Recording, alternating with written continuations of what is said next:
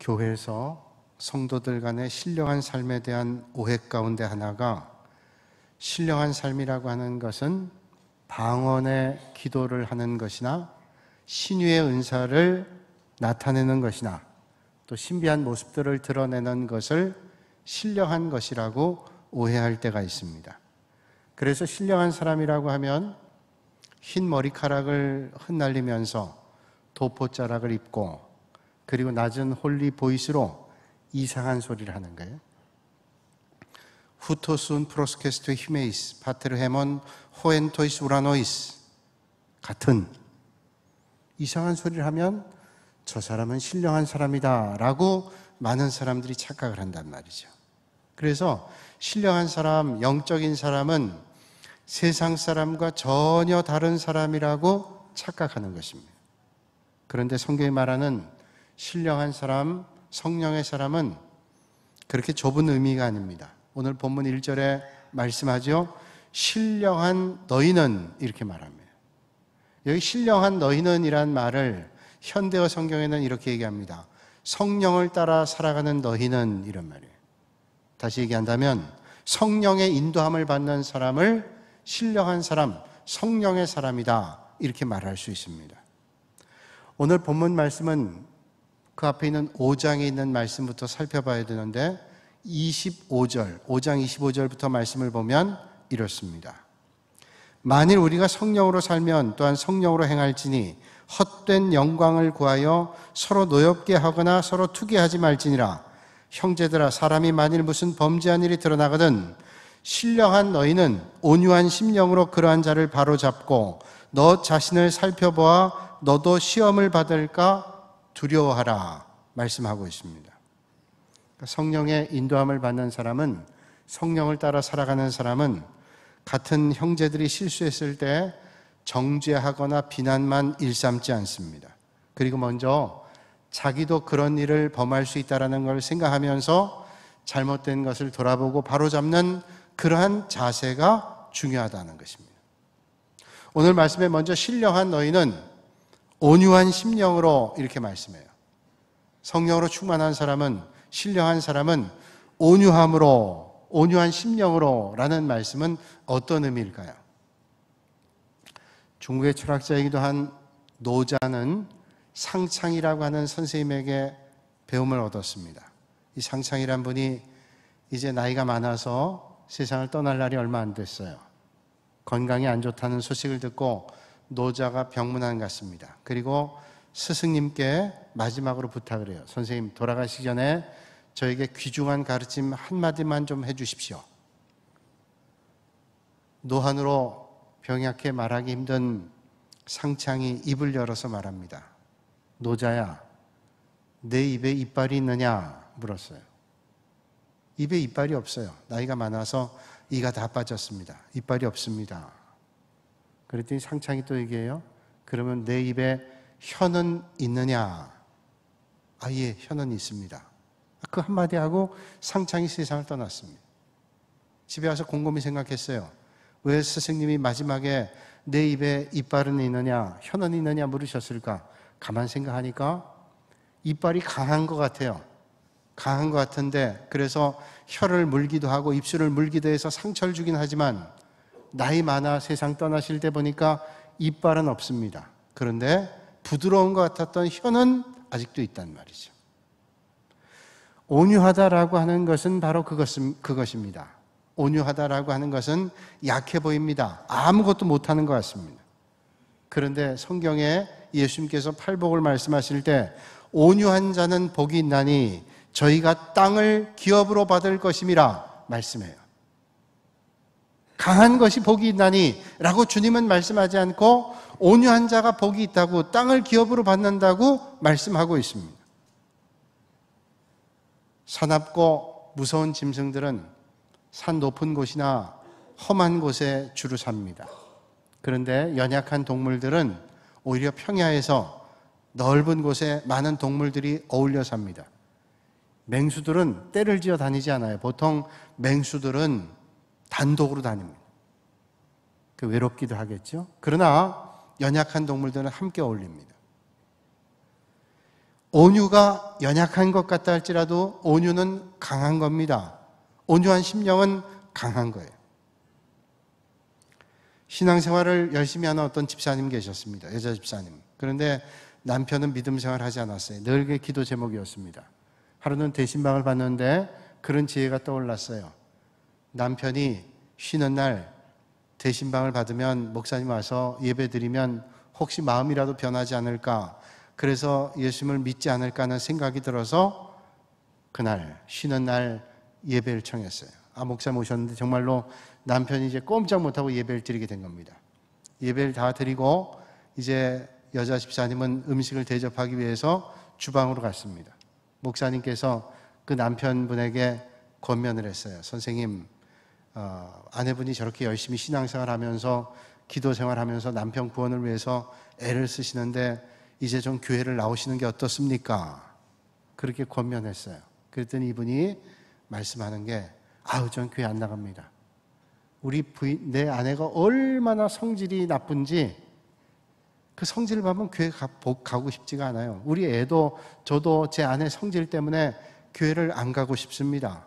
단박에 거절하는 거예요. 초면에 그게 참 쉽지 않은 건데 얼마나 힘들까 하는 생각이 들었어요. 이 목사님이, 그 교회 집사님이 그런 말을 들으니 본인도 얼마나 민망했겠어요? 그래서 어떻게 할까 하다가 이제 끝나고서 며칠 지난 다음에 이 가정의 구원을 위해서 그렇게 기도하는데 좀 뭔가를 좀 권면해야 되겠다 생각하고 오랫동안 기도하고 그 여자 집사님을 좀 불렀습니다. 그리고 집사님에게 간절하게 좀 부탁했어요. 지난번 예배 드렸잖아요. 좀 변화가 있습니까? 그랬더니 아니요. 그래, 그러면 제가 정말 어려운 말이지만 좀 말씀 전하겠습니다. 그 집사님 남편분께서 교회를 나오라고 권했더니 그 주방 계실 때 제가 그런 말씀 전했어요. 그랬더니 자기 아내나 자기나 자기 남편이나 다 그런다는 거예요. 아내 성질이 너무 안 좋아가지고 그 성질 보고는 교회 못 나가겠다는 거예요. 순간적으로 화가 나기도 했지만 목사님 말씀을 잘 들었어요. 받아들였습니다. 그럼 내가 좀 고쳐봐야 되겠다. 남편 구원을 위해서 그런 생각을 했어요. 그 집에 돌아갔습니다. 그 며칠 지났는데 이 남편이 낚시를 좋아하는데 낚시대에 갔다가 와서 낚싯대를 정리하다가 낚싯대 기니까 정리하다가 이게 전등을 쳐가지고 깨뜨렸습니다. 근데 그 전등 간지가 얼마 안 된 비싼 전등이었어요. 이제 큰일 났다고 남편이 생각한 거예요. 이제 부인이 오면 그 성질 보통 성질이 아닌데 가만 안 있을 거예요. 이제 기가 죽어서 있는데 정말로 아내가 들어오더니 빗자루 가지고 들어. 근데 바닥을 썰더래요. 방바닥을. 그러면서 당신 다치지 않았냐고 오히려 얘기하더래요. 깜짝 놀란 겁니다. 이게 이제 날 더 혼내려고 그러나 보다 이런 생각을 했는데 아무 말도 안 하고 그리고 다 정리하고 나가더라. 마음에 감동받았어요. 도대체 왜 그런가 했더니 목사님 말씀하신 거예요. 그래서 몇 주가 지난 다음에 이분이 저런 아내랑 살면 괜찮겠다라고 생각하고 교회를 나오기 시작했대요. 강하게 하고 그게 센 것 같지만 사실은 온유한 게 더 센 거예요. 여러분도 어떤 삶을 살길 원하세요? 하나님 주시는 은혜로 온유한 사람들이 다 되실 수 있기를 주님의 이름으로 부탁합니다. 근데 온유는 이게 잘 안 돼요. 하나님이 주시는 은혜가 있어야 돼요. 하나님이 은혜를 주셔야 이게 온유해지는 거예요. 근데 하나님이 그냥 주시기만 바라면 안 됩니다. 우리가 믿음의 사람으로 하나님이 주시는 은혜를 갈구하면서 힘써야 되는 것이죠. 온유라는 말은 헬라어로 프라우스란 말인데 이 말의 뜻은 이런 의미를 가지고 있습니다. 온유하다는 말은 훈련한다, 길들인다, 그런 의미를 가지고 있어요. 여러분, 말이라든지 짐승은 길들이죠. 심지어는 어떤 사람은 곤충도 길들이더라. 이게 말 못하는 짐승도 길들이면 훈련이 됩니다. 개를 키워보니까 개는 말하면 말을 들어요.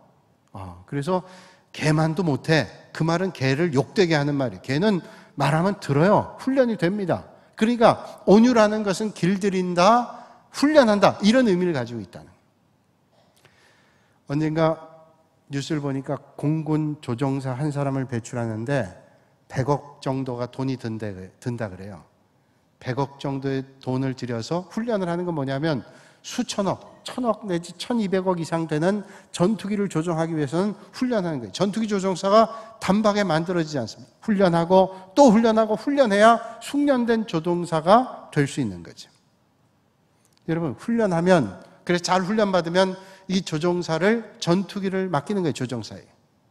여러분, 하나님 나라도 어떤 사람에게 맡길까요? 온유한 사람, 훈련하고 길들이고 훈련한 사람에게 하나님 맡기시는 거예요.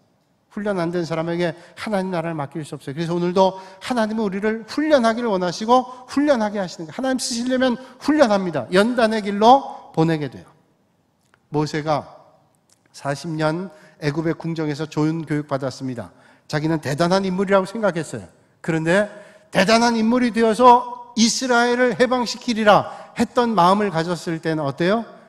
애굽 사람을 죽이고 땅에 묻고 아무 일도 없었던 것처럼 했는데 결국 드러났어요. 그래서 미디안 광야로 쫓겨납니다. 40년 동안 광야 생활합니다. 하나님 은혜 없이는 안 된다는 훈련의 세월을 거쳤습니다. 낮아지고 겸손해지고 온유하게 돼서 성경은 말하기를 온유함이 모세는 승했다 이렇게 말씀해요.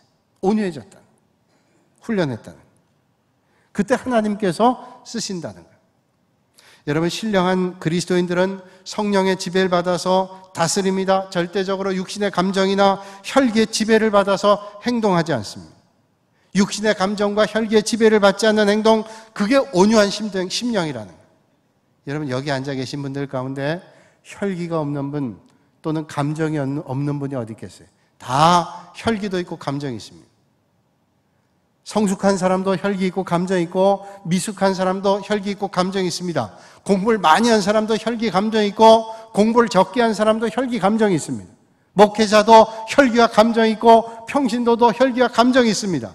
어린아이도 혈기와 감정이 있고 나이가 많으신 어르신도 혈기와 감정이 있어요. 그런데 혈기와 감정이 있는데 신령한 사람은 어떤 사람이에요? 혈기와 감정을 따라 살지 않고 성령을 따라 산다는 거예요. 여러분, 오늘 이 아침에 혈기와 감정 따라 살지 않고 성령을 따라 사실 수 있기를 바랍니다. 이게 믿음의 사람이다.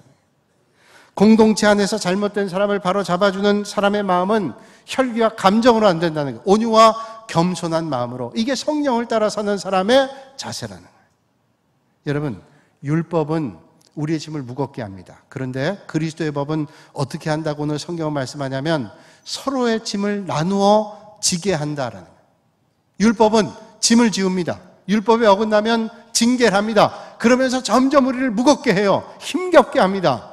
그런데 그리스도의 법은 우리를 바꿔나가는데 짐을 서로 나누어지게 하는 거예요. 그래서 오늘 2절에 말씀하죠. 너희가 짐을 서로 지라 그리하여 그리스도의 법을 성취하라. 그러니까 그리스도의 법은 서로의 짐을 나누어질 때 이게 성취가 된다는 거예요.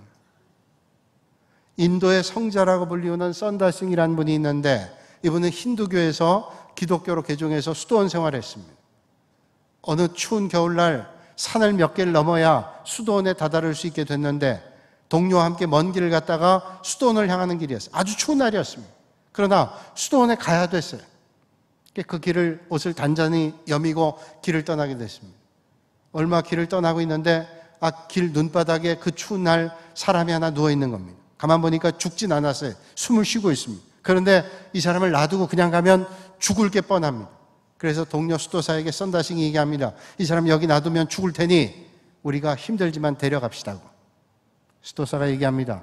이 사람 데려가는 거 나도 원하고 싶지만 그러나 이 사람 데려갔다가 우리도 죽을 수 있으니 우리가 아쉽지만 우리도 해야 될 일이 있으니 그냥 무시하고 가는 게 낫겠다고. 거기서 싸울 수 없었어요. 이 동료 수도사는 걸음을 재촉해 갔습니다. 썬다싱은 발이 떨어지지 않아요. 그래서 힘들지만 이 사람을 업고 가는 거예요. 가다가 쓰러지고 몇 번을 했어요. 온몸에 땀이 납니다. 그 뜨거운 열기가 엎혀 있었던, 얼어있던 사람에게 전달됐어요. 그 사람도 따뜻해지기 시작하고 피가 돌기 시작하고 회복이 됩니다. 한참을 걷고 있는데 그분이 의식이 돌아왔어요. 이제 나도 걸을 수 있습니다. 걷기 시작했어요. 걸어가면서 오히려 이 사람이 썬다싱을 도와주고 또 일으켜주고 그래서 거의 수도원 가까이 왔는데 다다를 때쯤 한 사람이 또 눈밭에 쓰러져 있는 거예요. 눈과 봤더니 죽어 있는 겁니다. 봤더니 먼저 갔던 수도사가 수도원을 목전에 두고 얼어 죽었어.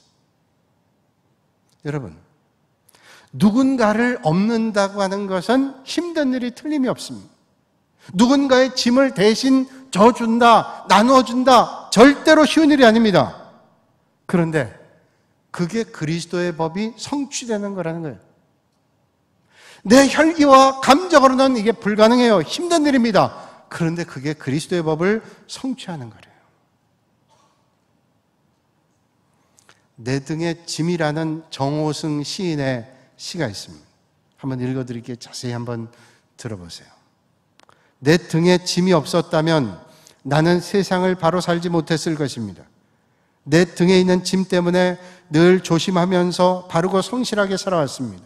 이제 보니 내 등의 짐은 나를 바르게 살도록 한 귀한 선물이었습니다. 내 등에 짐이 없었다면 나는 사랑을 몰랐을 것입니다. 내 등의 짐의 무게로 남의 고통을 느꼈고 이를 통해 사랑과 용서를 알았습니다. 이제 보니 내 등의 짐은 나에게 사랑을 가르쳐준 귀한 선물이었습니다. 내 등에 짐이 없었다면 나는 아직도 미숙하게 살고 있었을 것입니다. 내 등에 있는 짐의 무게가 나의 삶의 무게가 되어 그것을 감당하게 하였습니다. 이제 보니 내 등의 짐은 나를 성숙시킨 귀한 선물이었습니다. 내 등에 짐이 없었다면 나는 겸손과 소박함의 기쁨을 몰랐을 것입니다. 내 등의 짐 때문에 나는 늘 나를 낮추고 소박하게 살았습니다. 이제 보니 내 등의 짐은 나에게 기쁨을 전해준 귀한 선물이었습니다. 물살이 센 냇가를 건널 때는 등에 짐이 있어야 물에 휩쓸리지 않고 화물차가 언덕을 오를 때는 짐을 실어야 헛바퀴가 돌지 않듯이 내 등의 짐이 나를 불의와 안일의 물결에 휩싸이지 않게 했으며 삶의 고개 하나를 잘 넘게 했습니다. 내 나라의 짐, 가족의 짐, 직장의 짐, 이웃과의 짐, 가난의 짐, 몸이 아픈 짐, 슬픈 이별의 짐들이 내 삶을 감당하는 짐이 되어 오늘도 최선의 삶을 살게 합니다. 저는 이 시를 읽으면서 나도 모르게 아멘이 나오더라고요. 내 등에 짐이 힘들었어요. 안 지고 싶습니다. 근데 그 짐이 우리를 올바로 가게 하는 축복이에요. 그래서 주님은 우리에게 짐을 지게 하시는 거예요. 어떤 때는 그 짐이 우리를 올라가게 하는 거예요. 제가 가평에서 목회할 때 우리 청년들이 다른 데 수련회 갈 때 교회 집사님이 트럭을 태워가지고 갔어요. 근데 눈이 왔습니다. 진흙바닥이 됐어요. 차가 계속 헛도는 겁니다. 애들이 내려서 밀어요. 그런데 집사님 나와서 다 내리지 말고 몇 사람이 타고 있으라는 거예요. 왜요? 뒤에 있는 짐이 오히려 그 진흙바닥을 뚫고 나오게 해준다는 거예요. 주기철 목사님이 순교해서 돌아가셨을 때 평양신학교 교장 목사님이 이런 설교를 했습니다. 순교는 아무나 하는 게 아닌데 주기철 목사님은 그 순교의 축복을 받았습니다. 주기철 목사님 그런 얘기 했어요. 내가 십자가를 진다고 생각했는데 나중에 알고 보니까 십자가 나를 끌고 가더라. 짐은 축복이에요. 여러분, 오늘도 하나님께서 우리가 짐을 져주실 때 그 짐 지는 여러분들에게 하나님께서 은혜를 주십니다. 오늘 말씀하죠. 4절과 5절에 각각 자기 일을 살피라. 그리하면 자랑할 것이 자기에게 있어도 남에게 있지 아니하리니 각각 자기의 짐을 질 것입니다. 말씀해요. 자기를 살피래요. 자기를 살피면 자랑할 것이 자기에게는 있어도 남에게 볼 때는 없대요. 스스로는 자랑할 만해도 남 볼 때는 없다는 겁니다. 그러면서 짐을 나눠지래요. 그 말은 뭐예요? 쉽게 얘기하면 다른 사람 비난하는 너는 사실은 정말로 더하지 않냐? 성경의 말씀대로 네 눈에 있는 들볼 봐라. 남의 흉허물을 얘기하는데 네에게는 들보가 있지 않냐? 라고 말씀하는 거예요. 여러분, 내 주변에 어떤 사람이 주님에게 멀어져 있고 그리고 그런 사람 가운데 있다면 온유한 마음으로 권고하고 하나님과 올바른 관계를 맺도록 회복시켜줘야 돼요. 추운 겨울에 여러 사람 빙판길 갑니다. 가다가 두 사람이 미끄러져서 한 사람은 팔이 부러지고 한 사람은 다리가 부러졌어요. 근데 같이 가면서도 어떤 사람은 팔 부러지고 다리 부러진 사람 뒤에서 흉봅니다. 아이고 저 칠칠 맞은 사람 이 빙판길에 조심해야지. 저렇게 팔 부러지고 다리 부러지고 아이고 그러면서 조롱하고 비웃습니다. 그런데 그 가운데도 같이 가는 사람 가운데 어떤 사람은 넘어진 사람 향해서 얼른 업어서 그 사람을 병원으로 데려갑니다. 그러면서 생각하는 거예요. 아, 빙판길에선 조심해야지. 나도 혹시 넘어질지를 모르니 조심해야 되겠다. 이게 지혜로운 사람이고 성령의 사람이라. 여러분, 이게 바로 올바른 믿음의 사람의 접근이고 성령을 따라 사는 사람들의 삶의 모습이라는 거예요. 어떤 마을에서 음악회가 열렸다 그러죠. 이 음악회에 지휘했던 사람은 그 마을에 연세 많으신 분인데 오랫동안 지휘했던 사람이에요. 근데 형편이 어려워가지고 연미복을 갖고 입고 연주해야 되는데 아주 낡은 연미복을 입고 연주했습니다. 연주회복을 입고 연주를 하는데 연주를 하다 그만 너무 옷이 낡아서 뜯겨가지고 떨어져 버렸어요. 한 곡은 뭐 어떻게 끝냈지만 두 번째 곡엔 도저히 그 옷을 입고 연주할 수 없었습니다. 그래서 할 수 없이 연주복을 벗고 셔츠 자름에 연주를 했어요. 그 연주를 보고 있던 관객 가운데 어떤 사람은 조롱하기도 합니다. 아, 저 사람은 그거 하나 준비 못하고 칠칠 맞게 그러고 조롱하고 비난합니다. 그러나 그 소리에 아랑곳하지 않고 지휘자는 마지막까지 연주하는 거예요. 그런데 그 연주를 보고 있던 어떤 중년 신사가 일어나더니 자기의 양복 겉옷을 벗어요. 그리고 셔츠 자름에 연주를 봅니다. 한 사람, 두 사람 연주를 보면서 겉옷을 벗기 시작합니다. 모든 사람이 다 셔츠 자름에 연주를 봤어요. 그날 연주는 큰 성공이었어요. 그 연주도 아름다웠지만 저들의 마음이 더 아름다웠기 때문에 오늘 1절에 말씀하죠. 너 자신을 살펴보아 너도 시험 받을까 두려워하라. 만일 누가 아무것도 되지 않고 못하고 선줄로 생각한 사람 스스로 속인다는, 아무것도 아니면서 스스로 선줄로 아니라는 거죠. 여러분, 착각이 이게 심한 겁니다. 여러분, 영적인 착각한다는 거 이거 조심해야 돼요. 오늘 하나님의 은혜로 살아가는 우리는 하나님의 은혜를 바라보면서 날마다 성령이 기뻐하시는 성령의 인도함 따라 사실 수 있기를 바랍니다. 그렇게 사셔야 돼요. 어떤 부부가 좀 좋지 않은, 사이가 안 좋은 집사님 부부가 있는데 믿음 생활은 나름대로 열심히 했어요. 하루는 수요 예배 때 남자 집사님은 예배 참석했는데 여자 집사님은 급한 일이 있어 그랬는지 예배 참석 못했어요. 이 남자 집사님이 예배 참석하고 나서 별로 사이가 안 좋은 부부인데 아내한테 잘해주는 거예요. 너무 잘해주는 겁니다. 며칠 동안 계속 그래요. 그래서 생각하기를 남편이 수요일날 예배 드렸는데 아마도 목사님 설교를 듣고 마음에 감동을 받고 그런가 보다 생각했어요. 그래서 그 다음날 목사님 찾아가서 과일 바구니를 가지고 가서 목사님께 말씀드렸어요. 목사님 지난 수요일날 어떤 말씀을 했는지 내 남편이 아주 많이 달라졌습니다. 도대체 어떤 말씀을 하셨나요? 사랑에 대한 말씀하셨나요? 사랑에 대한 말씀했지. 그래서 남편이 아내를 많이 사랑해줘야 된다고 그렇게 말씀하셨나요? 그랬더니 아니, 사랑에 대한 말은 하긴 했는데 그 말은 안 했고 원수를 사랑해야 된다고 그 얘기를 했다. 착각했어. 여러분, 바리새인들, 여러분 성경에 보면 바리새인들 있잖아요. 바리새인들이 그런 착각을 했어요. 나는 저 세리 같지 않고 저 죄인 같지 않고 나는 이렇게 믿음의 길 걷고 있으니 얼마나 좋은지 골목 어귀에서 모두가 듣도록 기도하고 의롭다고 떠들고 다녔어요. 그리고 자기를 가장 잘 믿는 사람이라고 착각했습니다. 이 착각이 어떻게 했어요? 예수 그리스도까지 십자가에 못 박혔어요. 얼마나 의로웠던지 예수님을 십자가에 못 박았어요. 우리가 남을 비방하는 것은, 나를 의롭다고 생각하는 것은 하나님께서 얼마나 가증스럽게 여기는지 몰라. 얼마나 하나님께서 역겨워하는지 몰라. 여러분, 하나님의 불꽃 같은 눈으로 볼 때 그 가증한 모습을 하나님께서 제대로 보시겠어요? 자기를 의롭다고 생각하는 거예요. 하나님의 은혜 없이는 도저히 살아갈 수 없는데 그 성령을 따라 사는 사람이 아니에요. 이게 하나님 싫어하는 것입니다. 오늘 주님 말씀하죠. 각각 자기의 일을 살피라. 그리하면 자랑할 것이 자기에게는 있어도 남에게는 있지 아니하리니. 자기 스스로 볼 때는 스스로 만족해하고 의롭다고 바리새인처럼 할지는 모르지만 하나님은 역겨워 토해내는 거예요.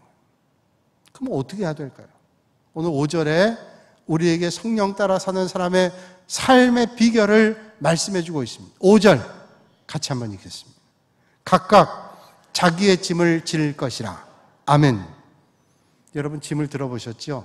내가 혼자 지는 것보다 같이 드는 게 얼마나 좋은지 몰라요. 시장 가서 많은 물건 삽니다. 시장반이 혼자 드는 것보다 같이 나눠 들면, 상대편이 힘이 없어도 나눠 들면 들만해요.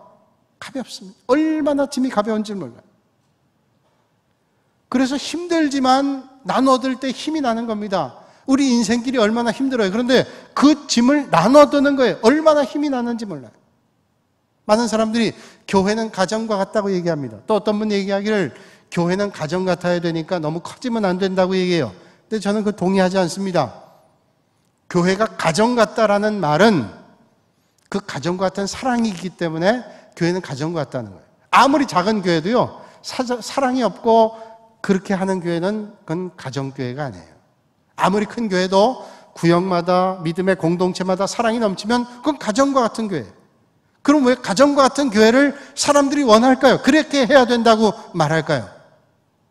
가정은 허물을 가리워주는 곳이에요. 여러분, 가정에 아이들이 어릴 때 자랄 때 잘못한 것들, 그 흉허물이 있는 거 사람들 앞에 얘기하지 않습니다. 허물을 덮어주고, 제가 공부 못해 대학 못 가도 덮어주고, 잘못한 일이 있어 덮어주고, 잘 이끌어주는 거예요. 그래서 올바른 길로 가도록 하는 거죠. 그게 가정입니다. 그 아이가 시련당하고 아픔을 당해도 안아주는 게 가정이에요. 가정에 들어오면 평안함을 느끼기 때문에 가정을 교회 같다 얘기해요. 직장에선 신경을 곤두세우고 있지만 긴장으로 지나다가 집에 돌아가면 그 긴장을 풀 수 있습니다. 따뜻한 말을 들을 수 있고 나눌 수 있는 사람이 있습니다. 그리고 집에 오면 편안하게 옷을 입을 수 있어요. 여러분, 오늘 교회 올 때 편안하게 입고 온 분들이 없죠. 다 그래도 좋은 옷들, 비싼 옷 아니고 좋은 옷들 잘 단정하게 입고 오시느라고 나름대로 애쓰셨을 거예요. 근데 집에 가면 편하게 입을 수 있어요. 얼마든지 편하게 입을 수 있어요. 저희 큰아이가 고등학교 다닐 때 동북의 목사 딸이라는 걸 알고 제 딸아이에게 물었대요. 야, 니네 아빠는 집에서도 양복 입고 계시니? 그래서 제가 얘기했습니다. 나중에 물어보면 집에서 코트도 입고 있다 그래라. 여러분, 여기 계신 분, 웃는 분들은 뭐예요? 아마 집에서 코트 안 입고 있는 줄 아시죠? 코트까지 입고 있다니까요? 아마 아닐 거예요. 그래서 제가 얘기했어요. 그렇게 얘기했더니 제 아이가 가서 얘기했답니다. 니네 아빠랑 똑같아. 똑같아요. 왜 그래요? 가정이니까. 제가 만약에 여러분들에서 집에서 있는 것처럼 만약에 나타난다면 목사님이 저렇게 입고 나왔을까 얘기했을 거예요. 그러나 집에서는 아무도 얘기하지 않아요.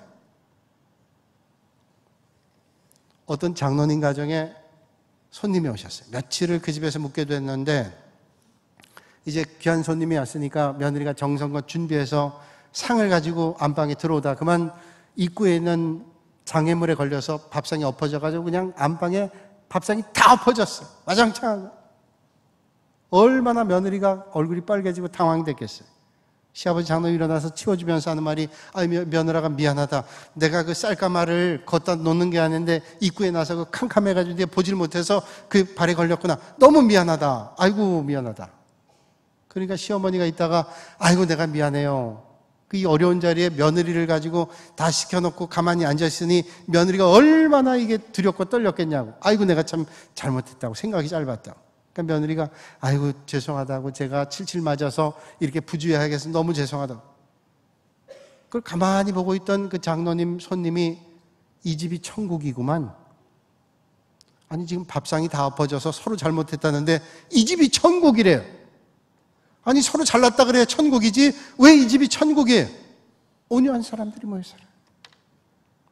가정이 천국 되는 건 뭐냐? 자기의 허물을 아는 거예요. 지옥은 뭐예요? 남의 허물을 지적하는 게 지옥. 만약에 가정에서 직장처럼 양복을 입고 있어야 되고 불편하게 있어야 된다. 가정이 천국 아니에요. 부부간에 서로의 잘못과 허물을 들춰내기 위해서 작정했다. 그건 천국이 아니에요. 러시아의 톨스토이는 유명한 작가죠. 부자였습니다. 이 사람은 원래 부잣집 사람이에요. 그리고 아주 그 작품이 유명하죠. 인기도 있었던 사람. 근데 이 사람 말년에 어느 정거장에서 외롭게 죽었답니다. 어떤 분 얘기하기를 그 사람이 쓴 책이 많은 인기를 얻어가지고 큰 돈을 벌게 됐는데 그 문제 가지고 부인하고 다툼이 있었대요. 왜 부인이 그거 가지고 계속 힘들게 했다는 거예요. 그래서 집에 안 들어가고 겉으로 돌다가 어느 정거장에서 그냥 죽었대요. 여러 군데를 보니까 그렇게 나와 있더라고요. 아마 그렇게 힘들게 세상을 떠난 것 같아요. 오늘 2절에 말씀하죠. 서로 짐을 지라 그리하여 그리스도의 법을 성취해라. 여러분, 성령을 따르는 사람은 내 짐만 지는 게 아니라 짐을 져주는 거예요. 그래서 함께 짐을 지는 거예요. 여러분, 이 아침에 여러분들이 연약한 사람들의 짐을 서로 지셔서 성령님이 기뻐하시는, 하나님이 기뻐하시는 믿음의 길을 걸으실 수 있기를 바랍니다. 로마에 가면 다 들르는 곳이 있죠. 유명한 바티칸 대성당. 거기에 붙어있는 것이 바로 박물관입니다. 그래서 대성당 들어가면 박물관으로 연결되는데 거기에 가면 미켈란젤로의 유명한 작품을 만나게 되는데 피에타라고 하는 동상이에요. 이 피에타는 예수님께 십자가에 달려 돌아가시고 내려온 그 아들 예수 그리스도를 안고 있는 마리아의 모습이 그려져 있어요. 만들어져 있어요. 그 옷자락에 미켈란젤로라는 이름이 쓰여 있기 때문에 더 유명한 작품인데 이 작품이 그 전에 어떤 정신이 올바르지 않은 사람에서 훼손됐습니다. 그 막아놓은 것을 뚫고 들어가가지고 그걸 손상을 입혔어요. 그래서 복원을 하는 거예요. 수십 년에 걸쳐서 복원을 했습니다. 근데 복원할 때 처음 몇 년 동안은 훌륭한 조각가들을 뽑아가지고 복원하기로 했는데 복원 작업을 금방 하지 않았습니다. 그 전문가들을 모아놓고 그 미켈란젤로의 피에타상을 수년 동안 보게만 했어요. 보기만 한. 그 왜 보기만 했냐? 미켈란젤로의 심정을 가져야 된다.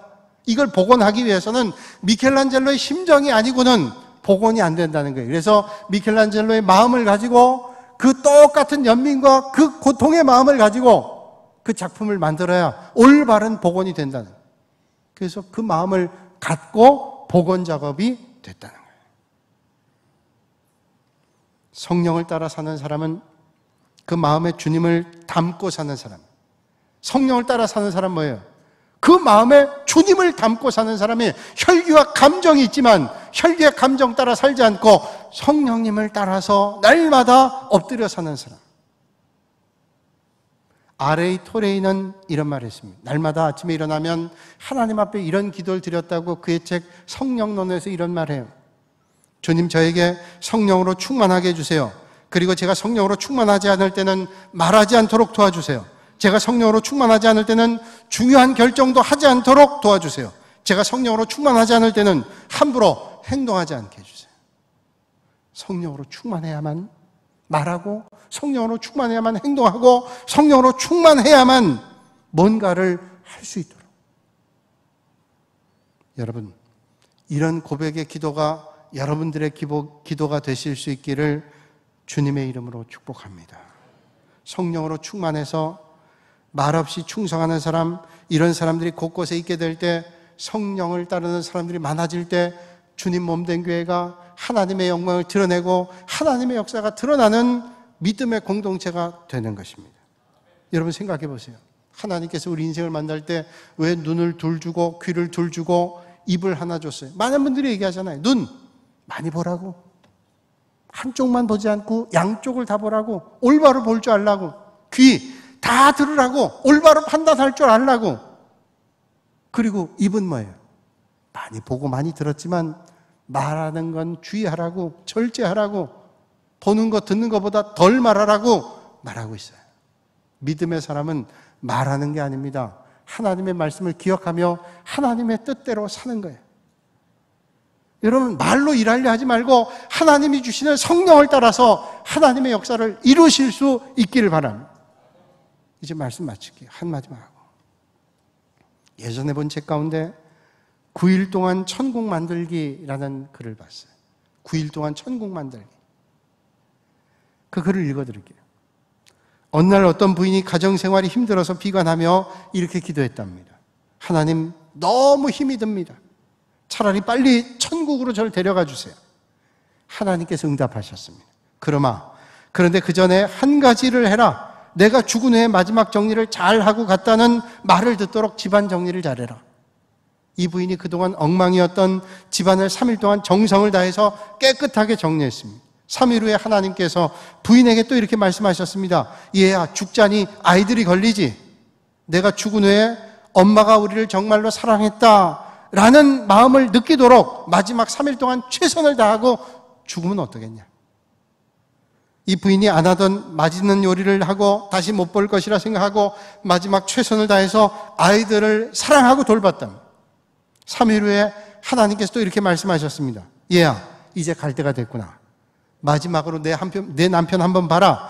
남편 때문에 속 많이 썩었지. 내가 죽은 뒤에 남편이 그래도 참 좋은 아내였는데 라고 말할 수 있도록 해야 되지 않겠니?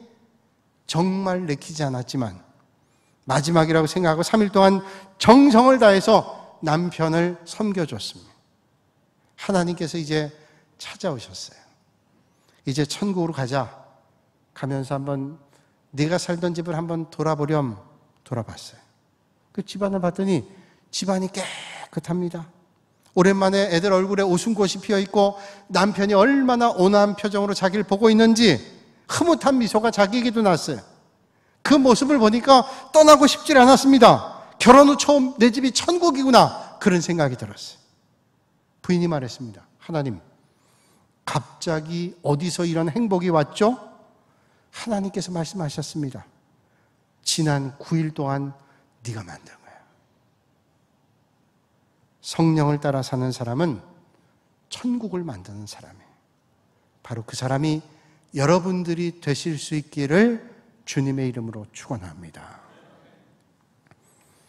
거룩하신 아버지 하나님,